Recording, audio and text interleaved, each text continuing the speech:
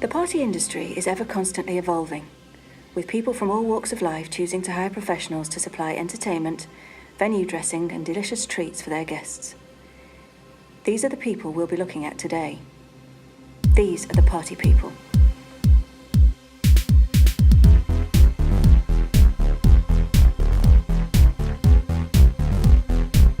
Party planning is one of those things that everyone needs at some point in their life. With over 60 million people living in the UK, it's one job that won't be leaving us anytime soon. From birthdays to weddings, christenings and even funerals, with the right assistance from the right people, the outcome can be magical. There are many elements that bring together the party that everyone desires, from the biggest details such as the DJ to the smallest, such as the lights in the centrepieces. So what exactly does it take for one party to become a night to remember? Ian Kank is a self-employed party coordinator and DJ from Warrington. From the age of 8, he started working in the party industry by helping his dad. Within the last 10 years, his business has progressed from starting out as a disco and karaoke DJ to more recently working in high-class venues as a wedding DJ. Basically, I started off as a nightclub DJ when I come back from Butland, working in Warrington, which is now DVA8. I was working in there doing, I think it was 3 nights a week, and then I got a residency spot at a place called the Millstone in Goulburn, just on the edge of Warrington. I've now been there 5 years, and I do once a month disco karaoke in there, which is it's a fantastic little pub. And I was getting a good reputation, and I built it up via Facebook, which was a great help. And it was word of mouth more than anything. It was taking the business from step to step. People were enjoying what I did, and I started going to R&A clubs, and it processed from there up to doing 5-star hotels, which was absolutely great. I do still do now and then the odd birthday party, and down to we've been to funerals before today. 1, 2, 3. I will turn up about an hour before the event to set my sound system up, make sure everything's correct, speak to the hotel before I come to the event, and then I usually come in, I said about an hour before, set my sound system up, and then test my sound system and then party on. Over the time we've had some strange requests, certain songs which you wouldn't think you should really get. We've had dancers, which is strange requests for like Greek to sober, had some funny dancers. We've had like first dances, which have not been your traditional first dance. We've got into about 8 or 9 different songs, which they're all dancing to, which is pretty fun. From an early age, from about 8, 9, my dad and my uncle was a mobile DJ and still are to this day. I grew up around my dad doing the job, which as growing up around it, you get to enjoy music a lot more, I guess.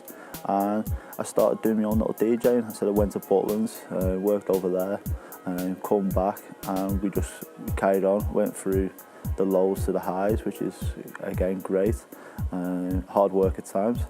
But it's a good business to be in. I enjoy what I do, and it's great.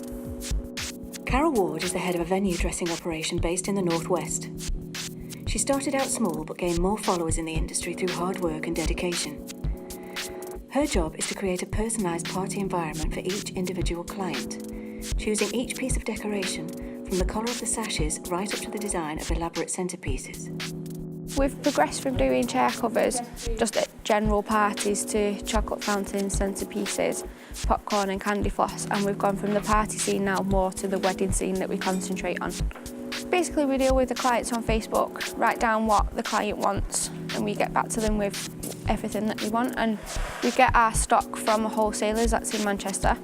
And for the centrepiece side of things, we just order them in, and then if we see something at an event that we think we can do, we just order that in.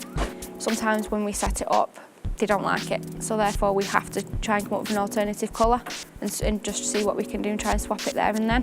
For example, we went to a venue and we put the colour on that the client had ordered, and then basically she'd rang me saying she hated the colour, so therefore I had to think on the spot what to do, so I took 3 different colours down and then she chose the one that she wanted. We've got a range of like over 50 different coloured sashes that we just collected over time from when we first started out, with people just wanting to say like one colour. But now people want in all different colours, so therefore we have to get all them in, but we have got quite a few.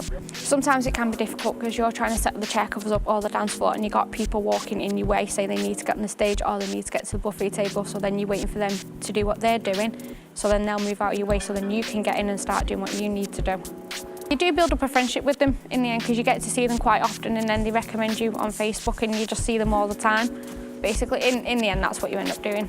It just becomes a big circle of friends. You recommend them, they recommend you, and you are like a little community because you're a big wedding industry business, so you get to know the ins and outs of everybody and what they do.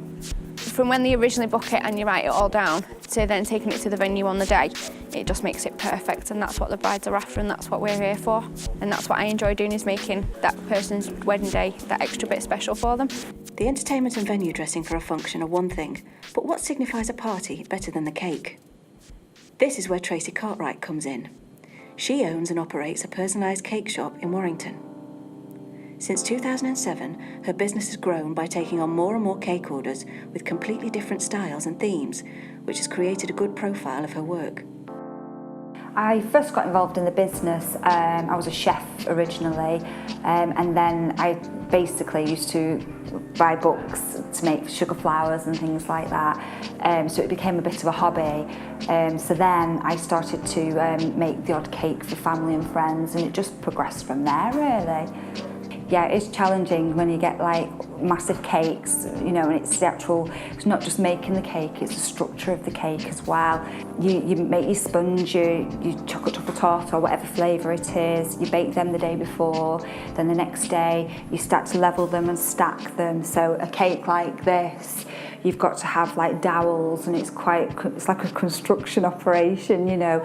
You've got your spirit level, you've got to make sure everything's level, otherwise you've got a wonky cake. So there's all that goes into it, and then once you've done that, that's the boring bit, then you've got your decorations, so then you can make it look pretty and glamorous and lovely. So yeah, I get virtually 90% of my customers are repeat customers, and they just come back and back. And the lovely thing is I don't really spend a lot on advertising, because most of my customers are through word of mouth, so which is, you can't get better than that, you know. It's fantastic, it really is. The most challenging cake that I've made, I'd say, was for an African wedding. It was in Manchester, and it was a 10-tier cake, but each tier was a double-depth tier, so it was the equivalent of about a 14-tier cake. It was that big, and it wasn't the actual making of it, it was the actual carrying it and trying to set it up at the venue without dropping it. So it was really, you know. So for me, it's more the size. My shop is tiny, it is small. So when I've got a lot of cakes on in the summer, that's quite challenging, because I have to like strip down one of the shop windows and use that as my storage when they're waiting to go out. So it is quite hard. So, but I've got to, you know, it's a good job I get on with myself, otherwise, you know, I'd be tripping over everything. Each cake, I get such fulfilment out of it. They're like my babies. I love what I do. So each cake is different, and I put everything I've got into it. No matter who you are, what cake, wedding cake, christening cake, whatever cake you've ordered, once I start it, I'm always quite nervous till the customers collected it and I know they're 110% happy with it. So for me, I do take it quite personally. One thing's for sure, this job industry won't be leaving us anytime soon. Creating the perfect night isn't as straightforward as you might think. It takes total dedication and talent to piece it all together. This is all thanks to the party people.